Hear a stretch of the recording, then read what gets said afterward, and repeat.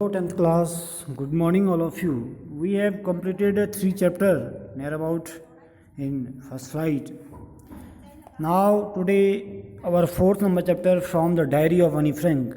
It is a story of a little girl, Anneliese Marie, Annie Sort, June 12, 1929, February or March, was a German born Jewish girl who wrote while in hiding with her family and four friends in Amsterdam during the German occupation of the Netherlands in the World War II. यानी कि एनलीज मेरी Anne Frank जिसको हम कह रहे हैं 12 जून 1929 से फरवरी और मार्च 1945 में मृत्यु डेट है। जर्मनी में पैदा हुई और एक यहूदी जिसने तब लिखा जब वो अपने परिवार एवं 4 मित्रों के साथ एम्स्टर्डम में गुप्त रूप से रह रही थी।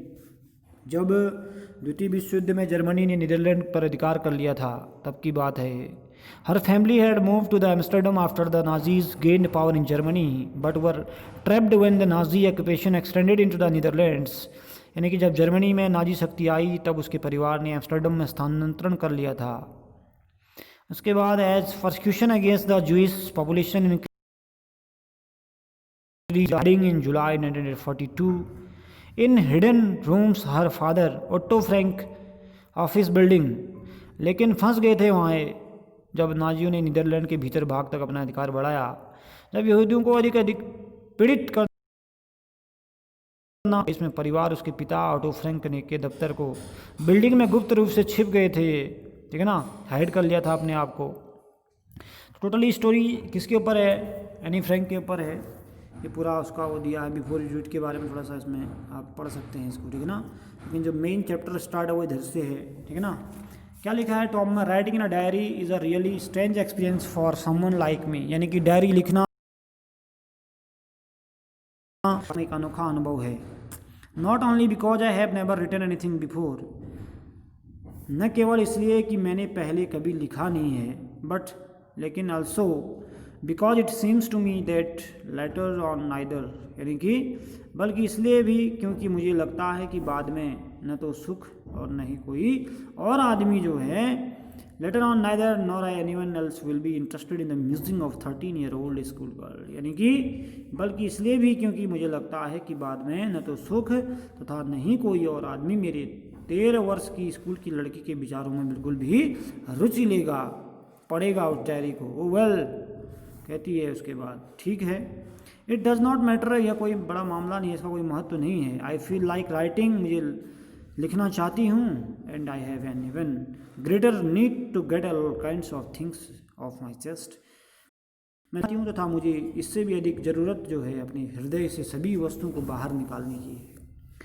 Paper has more patience than people, यानी कि कागज़ में मनुष्यों से भी अधिक क्या होती है? सहनशीलता होती है। आई थॉट, मैंने सोचा, of this saying on one of those days when I was feeling a little depressed and was sitting at home with my chin in my hands।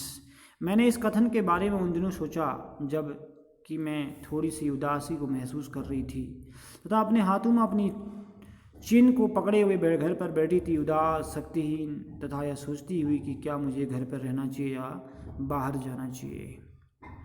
Was sitting at home with my chin in my hands, bored and listless, wondering whether to stay or go out। अंदर रहना चाहिए या बाहर जाना चाहिए, इस बारे में सोच रही थी, कह रही है। I finally stayed where I was brooding, yes paper does have more patience। अंत में मैं जहाँ थी वहीं पर सोचते हुए बैठी रही, हाँ कागज़ में तो अधिक सहनशीलता ही क्योंकि मेरी योजना क्या थी? Yes, paper does have more patience, and since I am not planning to let anyone else read this stiff-backed notebook grandly referred to as a diary, यानी कि मेरी योजना है कि हर एक व्यक्ति मेरी सख्त जिल्द वाली कॉपी, जिसे लोग शान से डायरी कहते हैं, उसको पढ़ें। Unless I should ever find a real friend, जब तक कि मुझे एक वास्तविक दोस्त नहीं मिलता, it probably would not make a bit of difference, शायद इससे कोई फ़र्क नहीं पड़ेगा, कहती है। Now I am back to the point, अब मैं उसी महत्वपूर्ण बात पर आती हूँ। That promoted me to keep a diary in the first place, I do not have a friend. कह रही है कि अब मैं फिर से उसी महत्वपूर्ण बात पर आती हूँ जिसने मुझे सर्वप्रथम डायरी रखने की प्रेरणा दी थी। I do not have a friend, मेरा कोई मित्र नहीं था. Let me put it more clearly, since no one will believe that a 13-year-old girl is completely alone in this world. और अब मैं साफ कह देती हूँ, क्योंकि इस बात पर कोई विश्वास नहीं करेगा कि 13 वर्षीय लड़की जो है संसार में बिल्कुल भी अकेली है. एंड आई एम नॉट, तथा मैं थी भी नहीं. आई हैव लविंग पेरेंट्स, मेरे प्रिय माता पिता थे, लविंग पेरेंट्स थे मेरे पास, ठीक है ना. एंड 16-year-old, 16 साल की मेरी सिस्टर थी. And there are about 30 people, यानी कि 30 ऐसे लोग थे आई कैन कॉल फ्रेंड, जिनको मैं क्या कह सकती थी, दोस्त कह सकती थी.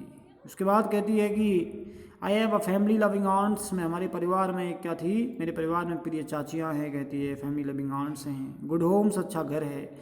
No, on the surface I seem to have everything except my one true friend. सिर्फ कहती है कि मेरे पास सभी कुछ है सिवाय एक सच्चे मित्र के, ट्रू फ्रेंड्स के, सब कुछ है मेरे पास. All I think about when I am with friends is having a good time. कह रही है कि जब मैं अपने मित्रों के साथ होती हूँ तो मैं केवल मौज मस्ती के बारे में सोचती हूँ, गुड टाइम के बारे में सोचती हूँ. I can not bring myself to talk about anything but ordinary everybody things, कह रही एवरीडे थिंग्स, मैं साधारण प्रतिदिन की बातों के सिवा किसी और बात के बारे में सोच नहीं सकती हूँ.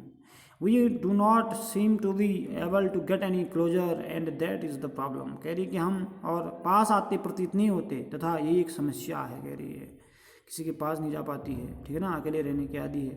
We do not seem to be able to get any closure and that is the problem. Maybe, कह रही है may be it is my fault, हो सकता है मेरी गलती हो कि मैं दोस्त हर किसी को नहीं बना पाती. That we do not confide in each other, अरे हो सकता है कि ये मेरा दोस्त हो कि हम एक दूसरे को अपने भेदभाव नहीं बता सकते. एनी केस, कह रही है that is just how things are and unfortunately they are not liable to change. This is why I have started a diary. कह रही है फिर भी ऐसी ही स्थिति है तथा दुर्भाग्यवश यह बदल भी नहीं सकती. यही कारण है कि मैंने क्या किया, डायरी लिखना प्रारंभ किया, यानी कि डायरी लिखने की मेरी जो आदत बनी हुआ तब से प्रारंभ हुई. कहती है नाउ, अब हमने आज इधर तक ले लिया है, लंबा हो जाएगा नहीं तो ये, ठीक है ना.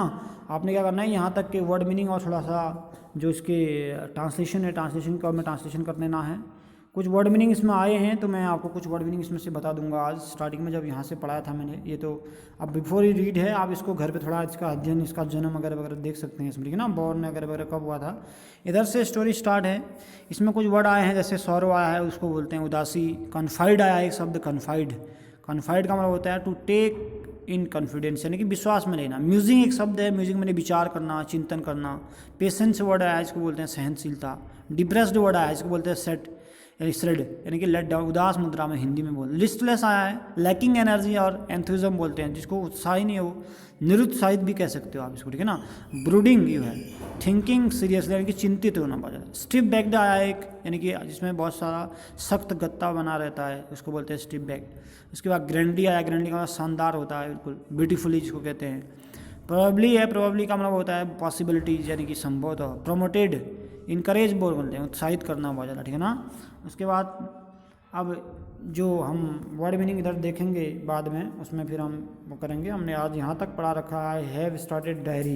इधर से राइट स्टोरीज में कल की वीडियो में फिर भेजेंगे.